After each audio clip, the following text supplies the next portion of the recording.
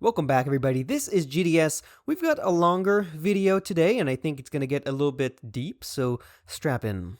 But before we start this video, I want you to tell me in the comments below, do you think it's possible to distinguish good and bad game design? And if so, is that something that's only subjective, or can we do so objectively?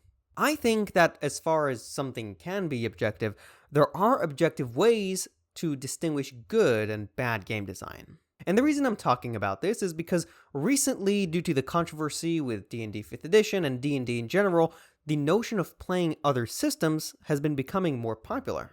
And when people play other systems, they start comparing them. They make judgments and critiques about 5th edition or about its alternatives. But just to start out this video, I will say I've seen some confusion in the way people critique D&D or other games. Specifically, I think many people don't understand what makes a substantial critique of a game. And most importantly, I get the feeling that some of them are not able to fully articulate their thoughts. So I think people are not able to systematically identify cases of bad game design, for example, and they're not able to explain what makes it bad. I think there are three main reasons for this kind of confusion in the tabletop community.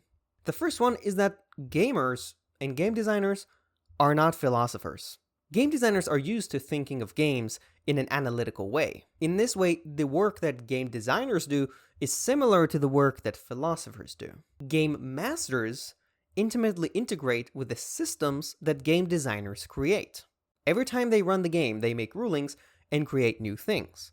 This requires them to have an opinion about the game and its system. In this way, the work that game masters do is similar in some aspects to the work that game designers do. That said, game designers and GMs are not necessarily introspective. What I mean is that plenty of GMs and game designers are able to make good games, but they might not be able to describe what makes a game good. But even this ability to create something that's good but not explain it is not necessarily true of the gamers who play the games. I think it's fair to say that most people in general are not used to a rigorous examination of their beliefs and opinions, especially not when it comes to something like games. So gamers are not philosophers. And it's worth saying, I don't think that this is some kind of moral failing of gamers. Of course not. It's not fair to expect gamers, especially end users, to be game designers, or GMs, or philosophers. After all, if this was so easy to just do, then game designers wouldn't have a job. Game designers and game masters exist to curate the player experience. They do the hard work so we don't have to. I think the second reason for some confusion when games are compared, especially to 5th edition, is dogmatism. I get the impression that people, especially those who have been in long-standing gaming communities for a long time, might have some psychological biases that inhibit them from examining the games that they play. That's because those people have expectations of rules and themes that have been solidified in their minds for years. These people have been playing the game for a long time, and they consider themselves rational people. If some rule in the game is proposed to be bad or stupid, and they've been following this rule this entire time, some of them might think, this must mean that I am bad or stupid. But they know that they are rational people, so whatever the critique is that says the game is bad or stupid must be wrong. Do I really think that people would fall into this intellectual delusion?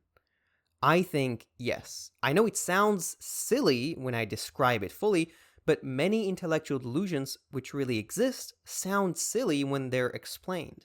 The third reason I think for confusion when people compare and judge RPGs is a lack of perspective.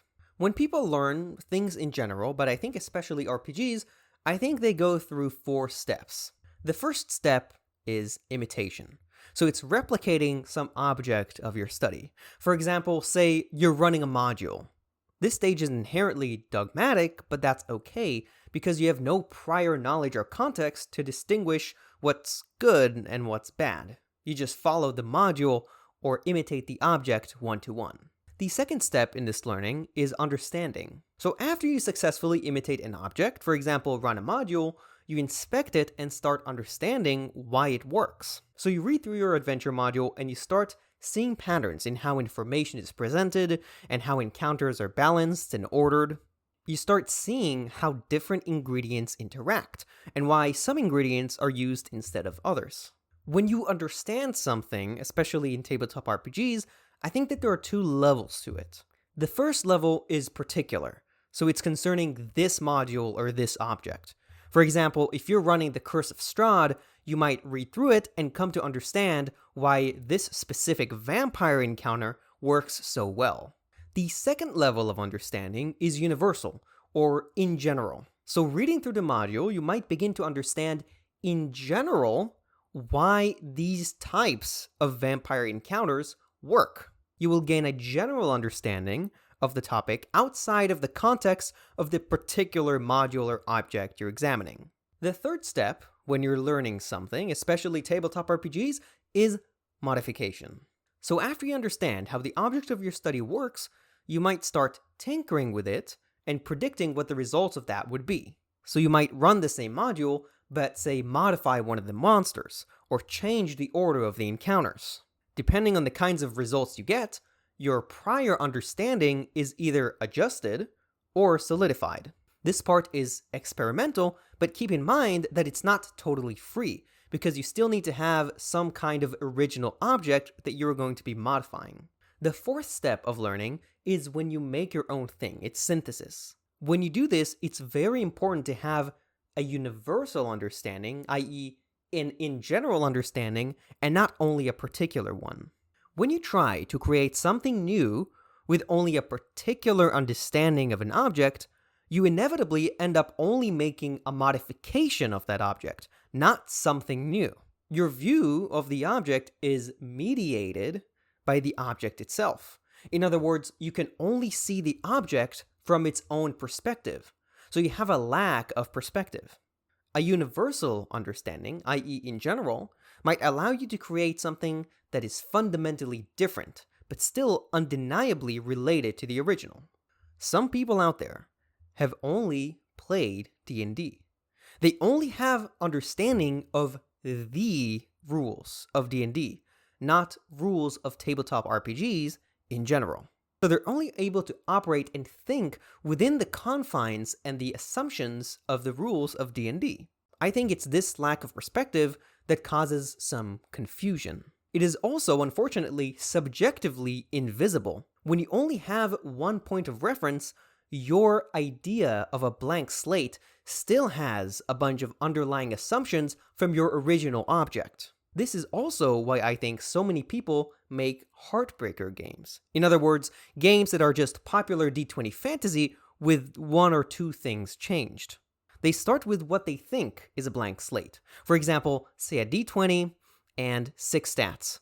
But we all know that D20 and 6 stats is not a blank slate. It's an assumption. There are plenty of games that don't use dice, or use different dice, or don't use stats, or use different stats. So I think these are the three main areas that cause confusion in the way people talk about and critique games. Lack of analytic experience, dogmatism, and lack of perspective. Now I'm going to offer my opinion on how I think we can say some objective things about whether a game is good or bad, and comparing games to each other. I think when we do this, whether this is actually the formation of games or not, we can see games, as a model, being composed of 3 parts: fantasies, goals, and mechanics. A fantasy is a collection of goals that characterize a certain movie, or genre, or archetype. An example of a fantasy is Wild West gunplay. Imagine what feelings and thoughts are evoked in your mind when you think of this fantasy. You might think of suave and quick-witted gunslingers, and Mexican standoffs, and bank heists, and long stares at each other. Horseback shooting, fanning the hammer, fencing, fighting, torture, revenge, giants, monsters, chases, escapes, true loves, miracles. Oh shoot, that's the Princess Bride script. Another example of a fantasy is, say, the D&D classes. The fantasy of the rogue, or the fighter, or the wizard. Evoke feelings and thoughts in your mind. But going back to Western gunplay, if we are making a game about Western gunplay, we want all the things we described before to happen in that game, because they evoke the things we want to evoke. These are the goals we want to achieve. That brings us forward to goals. The goals of a fantasy have to be universal. A universal goal, similar to a universal understanding, is in general, i.e., it doesn't depend on a specific context or point of view. To understand a universal goal versus a particular goal, let's look at the golden rule of gaming, that the game should be fun. The issue is that fun is not universal. It is particular. Fun only emerges when somebody interacts with the game. It does not exist in the game itself, and it does not exist without a subject experiencing it. Also, different subjects experience fun differently. In other words, what I'm trying to say is, it is subjective. Fun fails to describe the game, and it fails to prescribe any mechanics. Fun can only exist within the context of a particular game and the assumptions that that game makes. So when you are making or judging a game, instead of saying that the game is fun or not fun, describe the things that the game assumes are fun. People who enjoy horror games might like that lack of control that you get with high lethality. So for them, a high lethality game is fun. In this case, our universal goal is not fun, it's high lethality. And players who enjoy chaotic games might find randomness fun. In this case, again, the universal goal is not fun, it's randomness. Goals should succeed in saying something about the game that is not completely subjective. We can tell when a mechanic makes a game more or less lethal, or more or less random. So that's on goals. One last thing on goals. It's important to understand that they are not unbreakable laws of the game. To understand why, let's look at the goal of simplicity. It does seem to be a universal goal. We can tell when adding a mechanic makes the game less or more simple. Specifically, it seems like whenever we add a mechanic, it makes the game less simple. So how can we still have simplicity as a goal? Well, we can add other goals, for example realism, but now we need to strike a balance between them. Keep in mind that realism and simplicity are not opposites. That would be redundant. Simplicity and complexity are opposites. So a game is as simple as it's not complex, and vice versa. With non-opposite goals, we need, again, to figure out a good balance. That brings us to the next point, mechanics. How do we make sure that the things we said we want to happen in our fantasy that evoke the thoughts and feelings we want to evoke actually happen? This is what mechanics do. Mechanics fulfill goals and ultimately fulfill fantasies. So if we are designing a game about Western gunplay, we want our mechanics to cause the things we want to happen and evoke the feelings and thoughts that we want to evoke. Good mechanics fulfill as much of the fantasy as possible, i.e., good mechanics serve their purpose well. If this is true, then there can be two kinds of bad mechanics: suboptimal and counterpurposive. A suboptimal mechanic does not preserve as much of the fantasy as possible. It does not make a game unequivocally bad, but it can make it bad compared to other games who might be able to fulfill the fantasy better with different mechanics. A counterpurposive mechanic is one that's in discordance with its purpose. When a mechanic fails to achieve the goals it was meant to achieve, or only achieves goals that are not intended, it's bad because it fails to fulfill its purpose. For instance, let's go back to our Western gunplay example. Say, one of my goals is to make the game more lethal, because the lethality of the Wild West is something we want to capture. And I implement a mechanic that doubles everyone's health. This mechanic is clearly counterpurposive. It's bad because the goal of the mechanic is to make the game more lethal, and it doesn't do that. Actually, it does the opposite.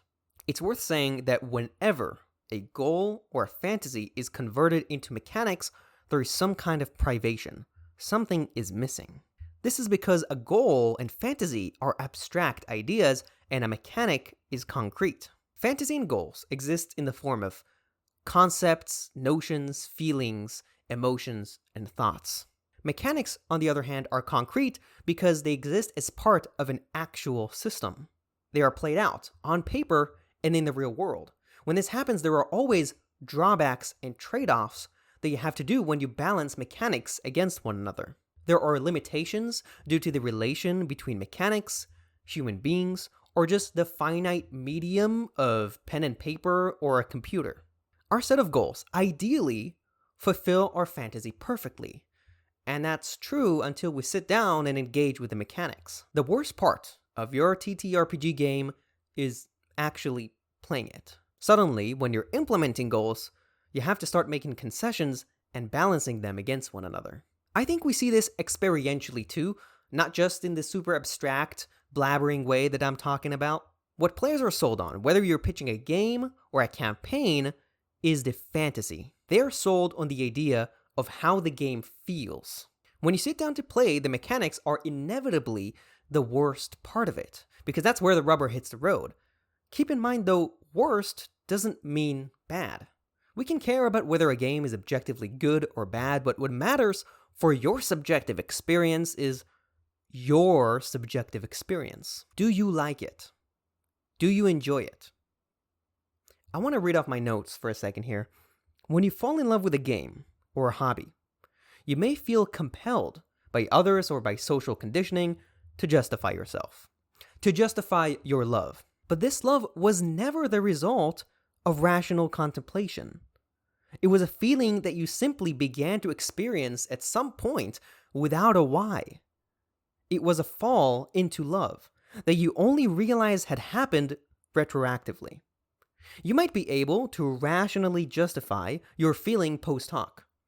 But if you already know your conclusion in the beginning, should you? Is it even possible to convince others to experience this love without the fall? I think we can judge games objectively by seeing whether or not their mechanics fulfill their fantasy and its goals. We can compare games to one another by seeing how well they optimize their mechanics to fulfill fantasy and goals. That's everything I have to say. I don't expect you to take every single thing I said away from this video or remember everything, but I hope at the very least it inspires you to do some introspection and deep thinking about games and why we play them, how we can compare them subjectively, objectively, etc. If you like this video, please leave a like and subscribe if you want to see more. This is a small channel. I don't get many comments. Let me know what you think in the blah blah below. Let's see, I have a Discord, and that's going to be in the nonsense below. The blah blah is the comments, nonsense is the description. I'm sure you got it. That's about it. I'll see you later.